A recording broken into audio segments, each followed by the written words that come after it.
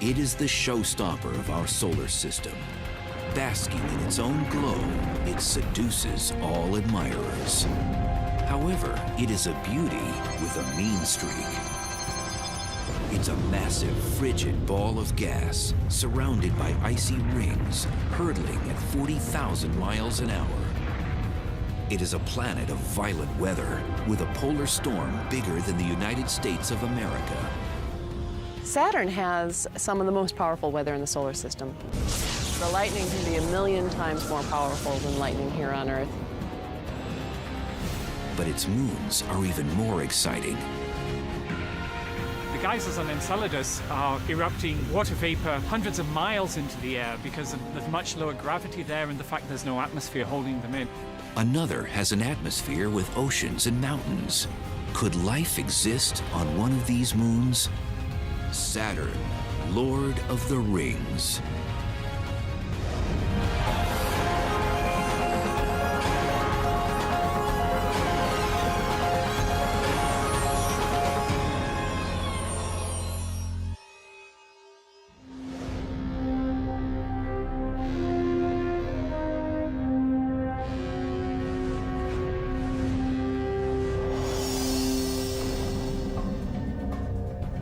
If there is one planet that represents the majesty, mystery, and awe of the universe,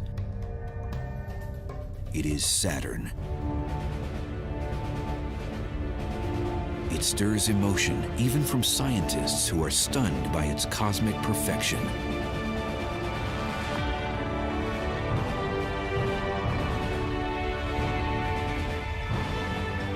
You gotta hand it to Saturn for being the most beautiful thing out there. It's been my favorite planet since I first saw it through a telescope. While it looks sleepy and serene, the sixth planet from the Sun is anything but.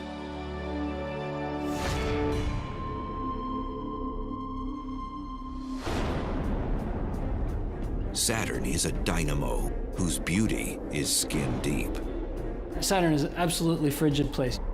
You wouldn't want to step out on the surface. For one reason, you'd fall because there is no surface, but secondly, you'd freeze to death instantly. Saturn is a hunk of hydrogen and helium that races around its axis, distorting its shape.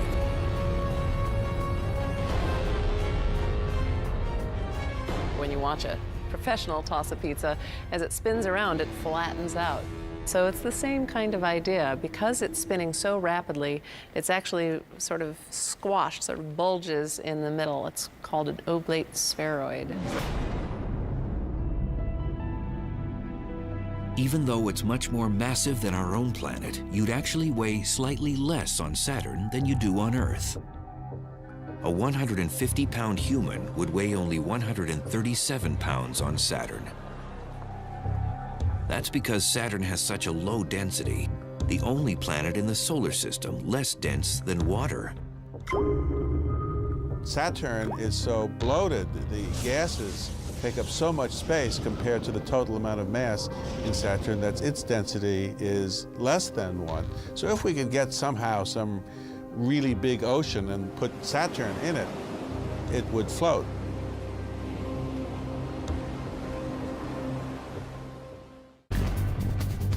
Saturn is the second largest planet in our solar system.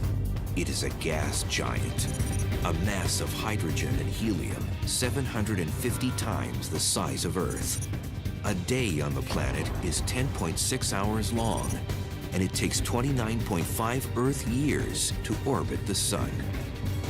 It has 48 named moons.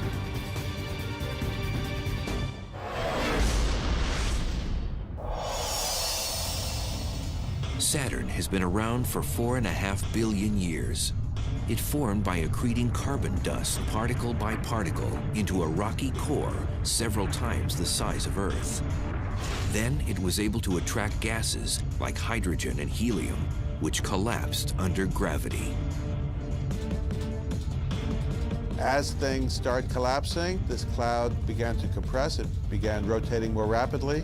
But along its axis, from, let's say, top to bottom, it wasn't rotating, so it was free to collapse under the force of gravity. It's called the conservation of angular momentum, a principle on display at your local ice rink. If you push your arms out, if you're an ice skater, you'll go more slowly. If you pull your arms in, then you'll be more concentrated towards the axis of rotation and you'll have to spin faster. And that's just what happens for a planet as it condenses. A spinning Saturn came out of this collapsed disk.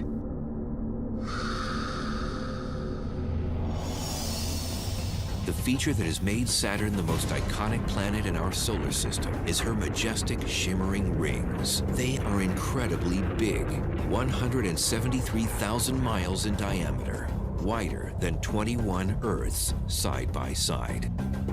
So it would take you 2 days in a really fast rocket ship to get from one side of the rings to the other. They're huge. However, these huge rings also are unbelievably thin, measuring about 65 feet. When viewed from the side, they virtually disappear. They are no thicker than about 1, maybe 2 stories in a modern-day building. They're paper thin in comparison. The rings may look like perfect solid disks. However, they are actually made up of billions of pieces of space debris.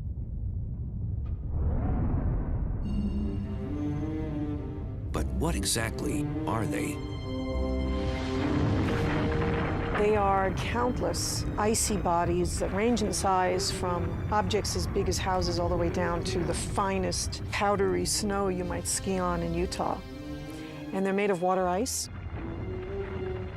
They're particles that have been pulverized, so they've smashed into each other. They've broken up into many, many little particles.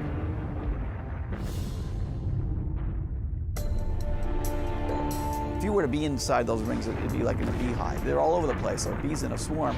It's a hostile place. You do not want to try to put a spacecraft through those rings. And these particles spin very fast. And they're screaming around the planet at 20 to 40,000 miles per hour. The inner rings spin faster than the outer rings, and there's a reason for that.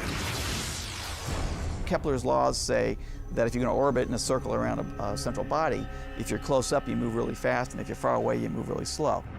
If a particle the size of a grain of sand moving at hypersonic speed were to strike a spacecraft, it would be like a shotgun blast at point-blank range.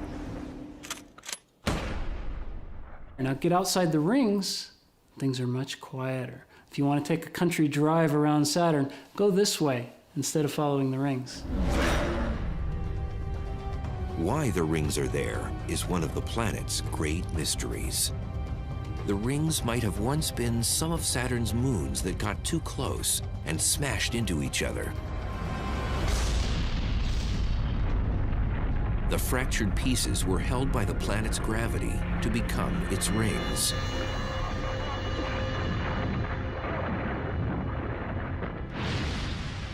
According to another theory, something big and fast might have crashed into one of Saturn's many moons. The broken shards were sucked in by gravity and fell into orbit, forming the rings.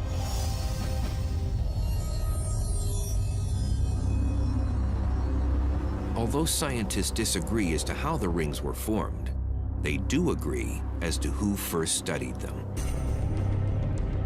In 1610, the Florentine astronomer Galileo Galilei first noted the rings of Saturn. He saw these little things sticking out on the side of the planet. He had no idea what they were. So like any good astronomer, Galileo kept a journal, and he wanted to write into his journal what he had seen, but he didn't have a word for it. So in his journal, right in with the words, he drew in a drawing in place of a noun, and this is what he drew. Here's Saturn, and here's these two things. Unfortunately, Galileo never really figured out what it was. We had to wait for a later astronomer to do that. 45 years later, a Dutch physicist, Christian Huygens, had an answer. He knew that there wasn't just one ring, but several giant rings. Today, there are 7 known ring regions. There's the A ring, the B ring, and the C ring. So those are the three main rings. There is a ring interior to the C ring called the D ring. And once we got there with Voyager, it showed us the F ring in all its glory. And then there are some diffuse rings outside, the E and the G ring. Each of these rings has a different personality. The A ring is almost transparent, which is why light easily passes through it. The B ring is dense, chock full of material. The C ring is even more transparent than the A, while the D ring is barely there. There's a lot of neat things in those rings, so you can't think of them as a homogeneous body. You got to think of each particle inside those rings and what each one's doing. These distinct qualities are what we see as colors, shapes, and shadows, the wonder that is Saturn's rings.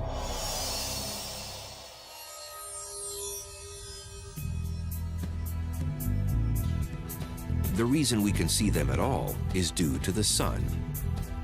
Just as our moon glows with reflected sunlight, so do Saturn's rings. It is a phenomenon called ring shine. Just imagine yourself on the night side of Saturn looking up and having the rings just completely covering the sky. It's much brighter than the Earth on a full moon. They shimmer, and they're brilliant, and they're bright. And that's because they're mostly made up of ice particles, which reflect a lot of sunlight. However, there is evidence that the glowing marvels of our solar system won't be around forever. Some scientists are asking, just when will they disappear?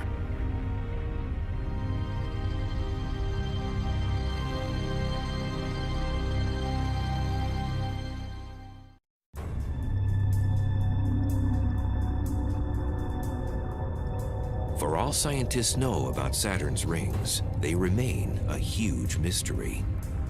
When they appeared is a point of much debate.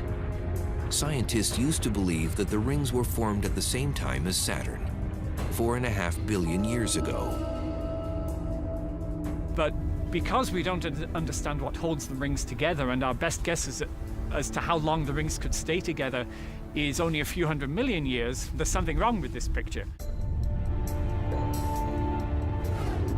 There are reasons to believe they're no older than a few 100 million years old. Those reasons lie in trying to estimate how much erosion is taking place on the rings because of the hailstorm of micrometeoroids, small, tiny bodies that, particles that come in at a tremendous speed and chip away at the rings and therefore erode them. Neptune, Uranus, and Jupiter also have rings, but theirs are sparse and dim. Saturn's are bright and full, leading scientists to suggest that they haven't been exposed to erosion for long, and therefore are relatively new. But does this gradual erosion mean that Saturn will lose its most magnificent feature? The idea is that over, long periods of time, the material can just get so small that it can be charged, end up acquiring a charge in Saturn's magnetosphere, and then it can just get zipped away, taken away by the magnetic field.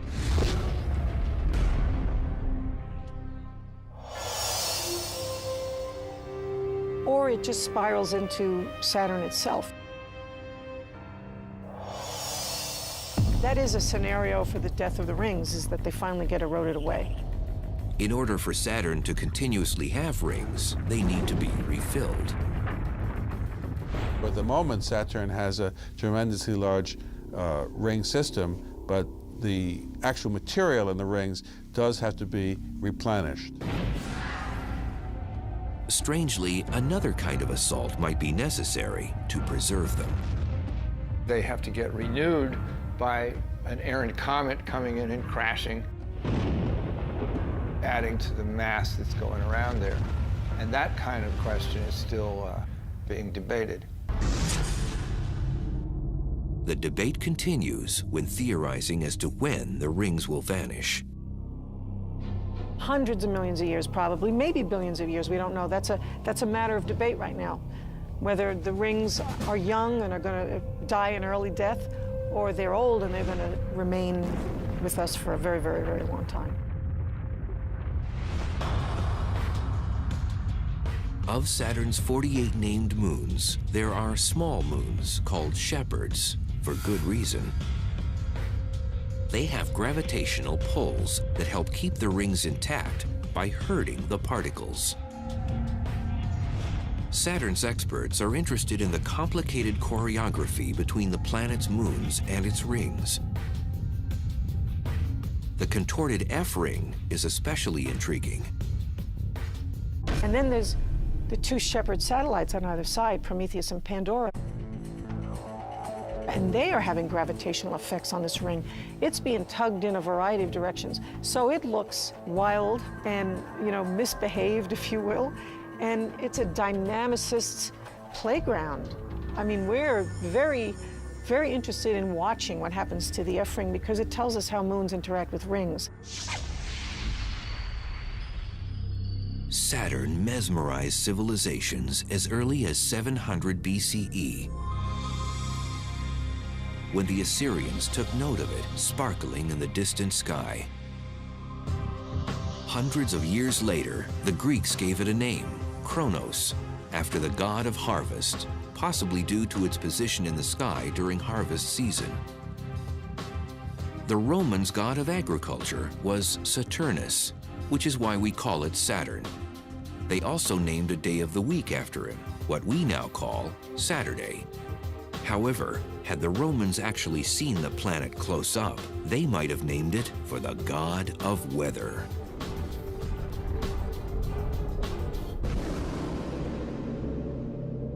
Saturn is a wild, ever-changing place, but unlike on Earth, where things change on a daily and even an hourly basis, the storms on Saturn can last for days and weeks and months, and things change on a large scale very slowly over time.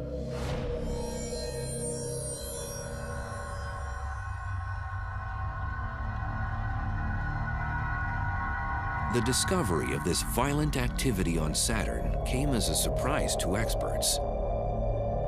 For centuries, their view of the planet had been obscured by an ammonia gas haze. New satellite data is changing everything. And we see now that Saturn is a dynamic place. It's been revealed now as being probably more dynamic in a lot of ways than Jupiter. Just the number of storms we see, the motions that they do. Incredibly, winds blow at speeds of 1,000 miles per hour. We measure the winds literally by watching the different little cells of the atmosphere move in imaging. So you need sequential images to see how much things have moved. There are no mountains on the surface of Saturn. It's cloud features that we look at to see how quickly they evolve and change and move to measure the winds. Recent exploration has shown other phenomena that aren't yet understood. We can see features, clouds, eddies, big plumes of material like we see on Jupiter. And we see these oval storms, lots of them. In fact, there's one latitude in the southern hemisphere where lots of storms zip around this band, okay? And we've watched them be created. We've seen them die. They die by merging. Scientists nicknamed this area Storm Alley, after a region in America's Midwest that produces violent weather.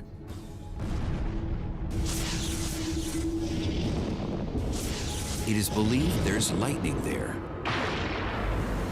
though no one has seen it. And there's a technical reason for that. To see the lightning, you have to get around on the night side, and because the lightning flashes aren't all that bright, and so you need the darkness. But the night side of Saturn is very bright because of all the ring light that shines down on the night side of Saturn, and so it's very hard to sort the lightning from just puffy little clouds. The hellish weather on Saturn has one more astounding surprise. And it's a true monster. One of the freakiest storms on Saturn was this hurricane-like thing that they found down at the South Pole. Now, this storm is bigger than the United States. The Great Red Spot on Jupiter is merely hurricane-like. That storm doesn't have an eye wall. However, the South Pole storm has the characteristics of a terrestrial hurricane, including an eye wall, making it the only such storm on another planet. It's not clear that it is a hurricane in every sense, like we have here on Earth, but so far the morphology of it looks very much like a hurricane. That was very exciting. Everyone got very excited about that. It even surprised us. And you can see right down into the eye, just as you can with a hurricane on Earth, and they can see farther into Saturn's atmosphere than they've ever been able to see before. So this thing is literally a window into Saturn. And it's amazing to see something so similar to Earth on Saturn, and then find out that we can actually do some science because of it. The South Pole storm measures 5,000 miles across. That's 2/3 the diameter of the Earth. If a hurricane that huge were to form here, it would cover a distance from New York City to Baghdad, annihilating all in its path.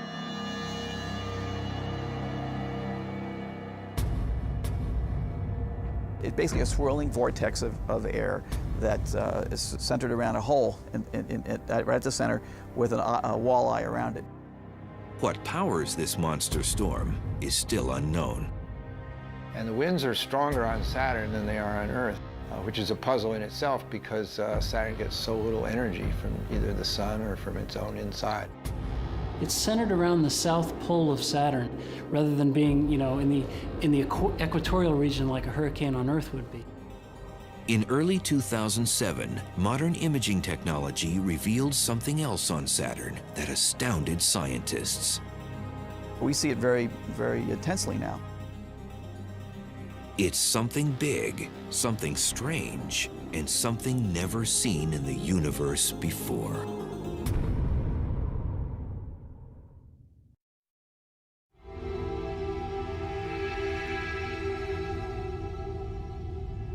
Saturn, the solar system's most bizarre yet beautiful planet, has just gotten even more mysterious. In 1979, the Voyager spacecraft showed a perfect geometric form over the North Pole. In October 2006, the Cassini craft found that it is still there. It's just bizarre, and it sits there kind of still. It doesn't move with the planet. The pole, there's a hexagonal feature, a six-sided polygon that encircles the pole at about 78 degrees north latitude.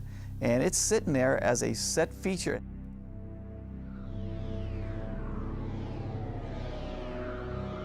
The hexagon is similar to Earth's polar vortex, which has winds blowing in a circular fashion around the pole. Saturn's vortex can fit 4 Earths inside of it and extends 60 miles deep into Saturn's clouds. And what's more bizarre, Voyager saw little tiny clouds going around at about 100 meters per second, which is about 200 miles an hour, going around this racetrack. People thought, well, maybe it's just a temporary thing. How could this stay there? It's been there now for at least 20 years, and we're going, what is this?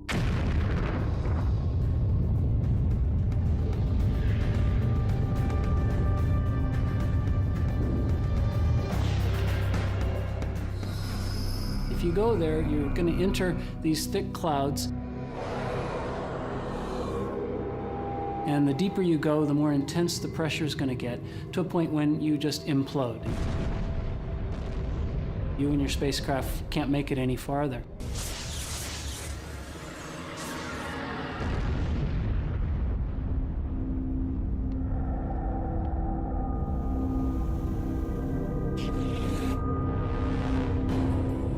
For now, visits to Saturn's orbit are reserved for unmanned spacecraft. But surrounding the planet are at least 48 moons. Venturing to one of those is more feasible. What's interesting now that we're going to the planets is that we're learning that in some ways the moons are where the action is. We've already been to one of them. Titan is the only moon other than our own to have been explored. The event was beyond significant. On January 14, 2005, science fiction became fact. As part of the ongoing Cassini mission to Saturn, the unmanned Huygens probe descended onto the surface of Saturn's biggest moon. Titan lives up to its name. It is the size of the planet Mercury. In fact, it is the second largest moon in the solar system, 50% bigger than our moon. It is seductive in many ways. For one, Titan looks much like Earth. That was the thing that hit me over the head, just how remarkably similar in process the surface of Titan looked.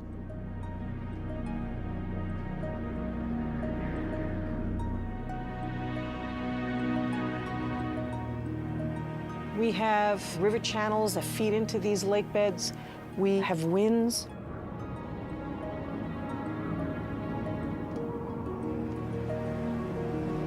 And then in other areas, we have dunes.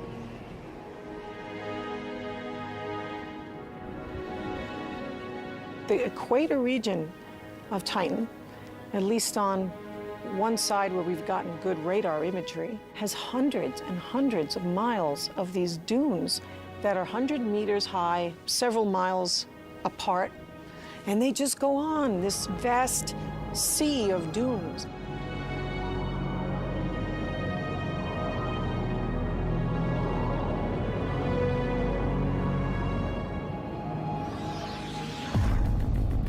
There are possibly deposits of solid hydrocarbons.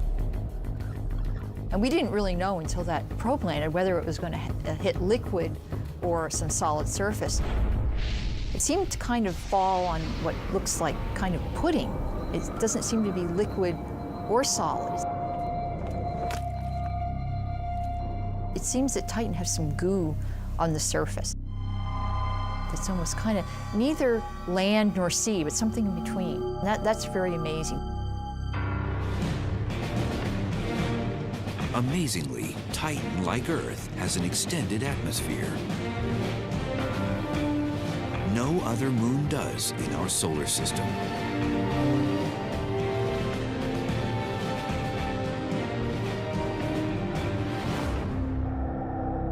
The atmosphere of Titan is very, very thick, very, very massive. It has a mass that's 10 times the mass of the Earth's atmosphere. And so you have a very, very thick layer of gases. So it's thicker than the air as we know it. The particles in the air are also very small, and so I would characterize them more as a haze than as a fog or clouds. The haze is 200 miles thick, resembling something else on Earth.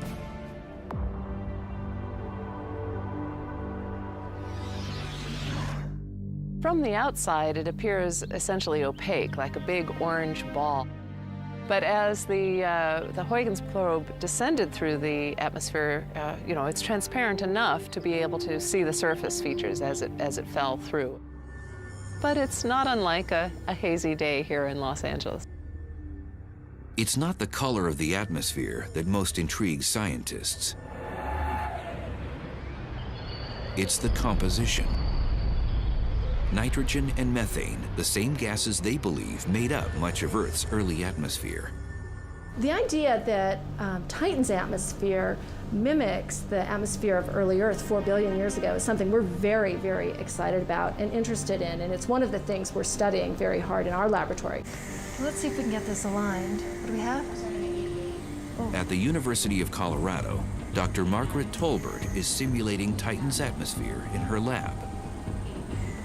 Might it, too, have the necessary ingredients for life? In this experiment, we're trying to simulate the chemistry that goes on high in Titan's atmosphere where the haze is forming. And so what we have is a reaction chamber here, and all that we have in there is nitrogen and methane. So the two most important components of Titan's atmosphere. And then we're just going to flick on a lamp, and that lamp is going to simulate the sunlight hitting Titan's atmosphere. Incredibly, Tolbert's research has shown that Titan's atmosphere, when stimulated by sunlight, begins to produce organic compounds. To scientists looking for life beyond our planet, this could be big.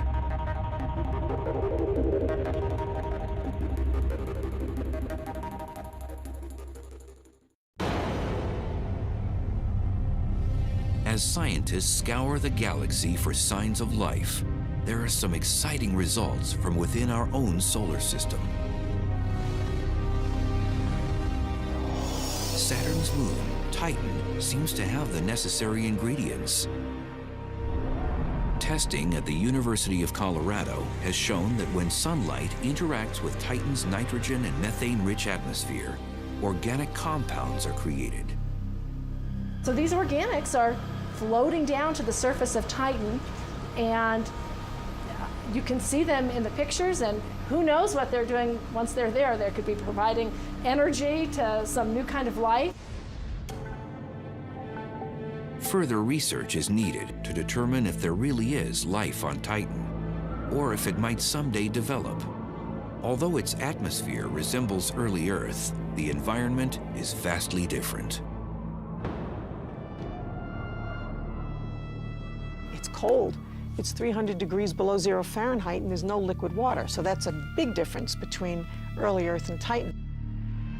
The lakes and riverbeds on Titan were carved out of the ground by something. There's no liquid water on the moon, so what flows on this terrain?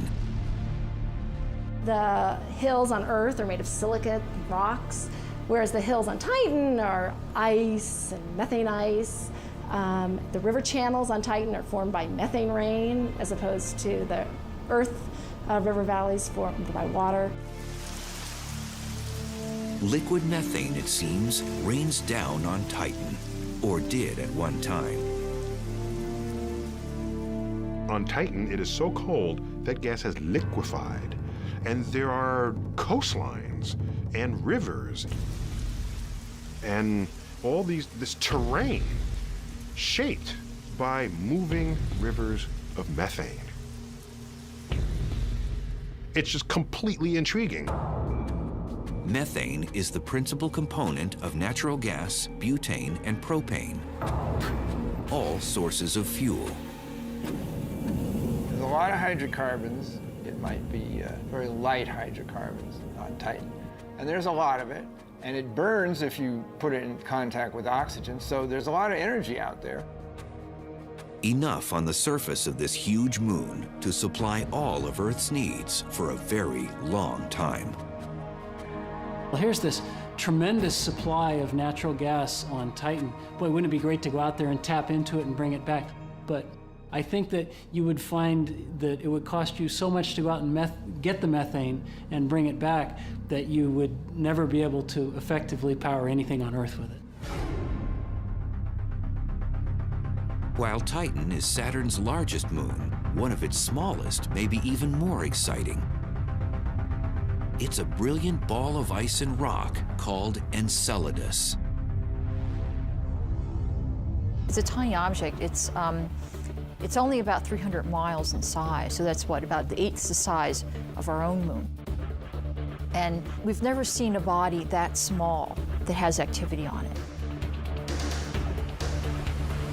This activity was discovered in 2005 by Dr. Carolyn Porco and her Cassini imaging team. One photo seemed to suggest that jets were coming out of Enceladus. It seemed very likely to the members of my team that it's possible that these jets are actually geysers. They're erupting from pockets of liquid water not too far beneath the surface.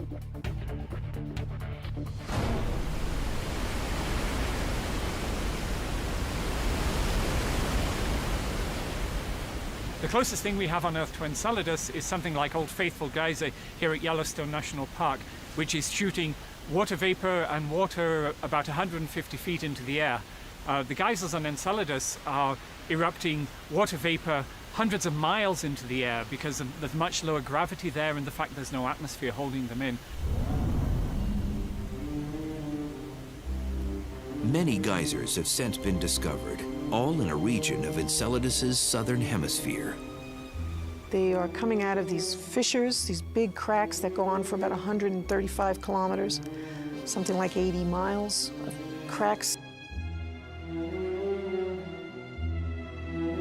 We call them tiger stripes because when we first saw them, they really looked like the stripes on a tiger.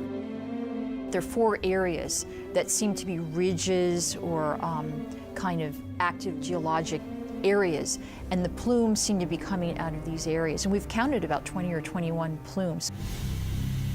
Southern Enceladus is covered in cosmic Old Faithfuls. Who would have thought that an ice ball about the size of Texas would be alive with plumes and geysers? I mean, it's astounding. Enceladus is heated in its interior by the tides of Saturn. The Earth's moon is pulling on the Earth's oceans and distorting their shape and producing the tides that we're familiar with here on Earth. But on Enceladus, the planet Saturn is pulling on that moon, and as Enceladus goes around in its orbit, that pull is changing, and the ice inside Enceladus is creaking and groaning and rubbing against itself and creating a lot of heat through friction. We think it's that frictional heat that is producing the evaporation of the water ice that is then escaping through these cracks and making the geysers that we see there. And there's more. Enceladus's eruptions have clarified a theory of what powers one of Saturn's rings. We knew there might be jets, something coming from the surface that was injecting material into orbit around Saturn to form the E-ring. The E-ring is furthest from the planet, about 74,000 miles away. It happens to be just at the same orbit, the same distance from Saturn as Enceladus. And so it really suggests that it owes its origin to Enceladus. And thickness of the E-ring sort of matches the thickness of particles that were ejected from the south pole of Enceladus. If these geysers disappear, so might the ring.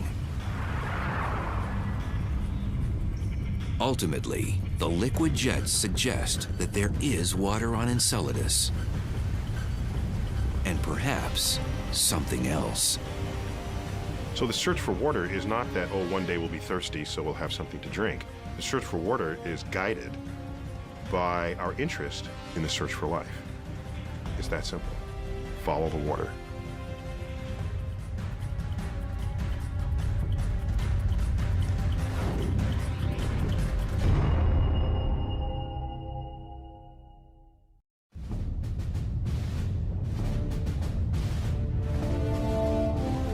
Saturn's moon Enceladus is one of the most exciting and least understood places in our solar system. Enceladus is a really strange place. The strangest thing that got people's attention first is it's very, very bright. It's the whitest object in the solar system. And we now realize that it is covered in freshly fallen snow, which is the ice that's fallen back from these geysers onto the surface. And it's that ice that has scientists excited. Possibilities there are amazing.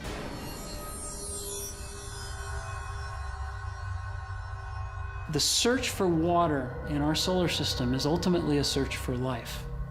You look for water in the hopes that maybe there will be life. Because of the presence of ice, some experts believe the search for alien life should begin on Enceladus. It has a lot of other molecules in it, a lot of other exotic things, which show us that there's probably aqueous chemistry going on underground. So there's a lot of little percolating kind of chemistry going on, and maybe you could get biology, maybe, and so maybe we should go look. This is kind of the holy grail of modern-day planetary exploration, to go and seek out those environments in the solar system where life might possibly have gotten started, and we just stumbled upon it. Is that exciting? You know, I mean, of course it's exciting. It's the kind of thing scientists live for. We know the composition of the gases that are coming out because we've flown through them with the spacecraft, and we've got the composition including carbon and nitrogen and all those goodies that you need to make life. And then we know there's a source of energy from the frictional heat or the tidal heat in the interior, and we can see the heat on the surface. So all these elements are there that might be sufficient to sustain life if life could have got started there. So that makes Enceladus a very exciting place.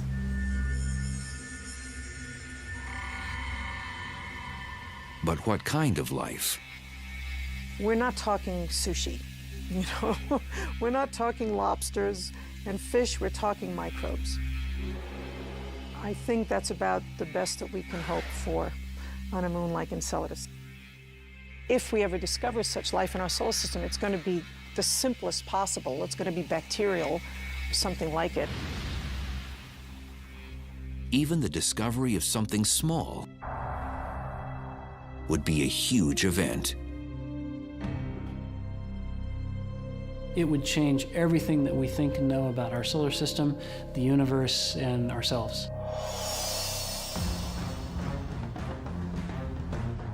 Much of what is known about Saturn and its moons has come from the Cassini satellite that was inserted into the planet's orbit in 2004.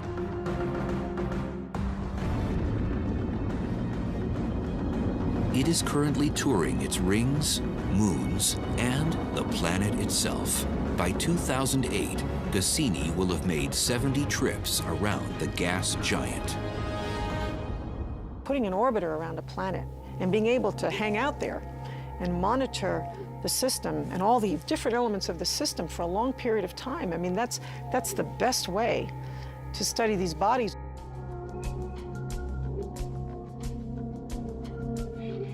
Scientists on a daily basis process the information sent back from these close encounters.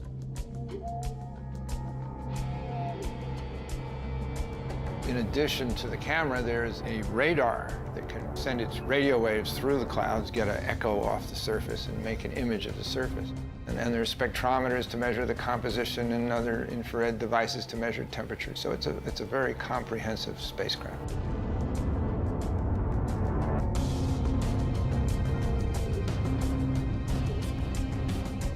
As you see better, you learn more. I think it may have been Yogi Berra who said you can see a lot just by looking. Relating this information to processes on Earth could help explain mysteries of our own planet. Saturn is really very different from the Earth. Its diameter is 8 or 9 times greater than that of the Earth. Its atmosphere is made of hydrogen, completely different from our own atmosphere. But the same physics is going on. The same forces are controlling the weather on Saturn as are controlling the weather on Earth. It is part of our history. It's the solar system. So understanding how our solar system formed is really understanding how I got here. And understanding the nature of the other planets that are in the solar system. I mean, they're like my neighbors. Cassini's new imaging technologies are giving us never-before-seen views and information by the day. Cassini's close encounters with Saturn will bring us nearer to unlocking its secrets. It's quite complex, and it'll take us a long time to figure it all out. I don't think we ever will figure all of it out. But it's just the beauty of being able to be in orbit and monitor a rich planetary system like Saturn's. The Earth has a context in the rest of the universe. And you want to know where we fit in the universe? You don't get the answer to that just studying the Earth itself. For as much as we discover about the Lord of the Rings, it will always inspire us.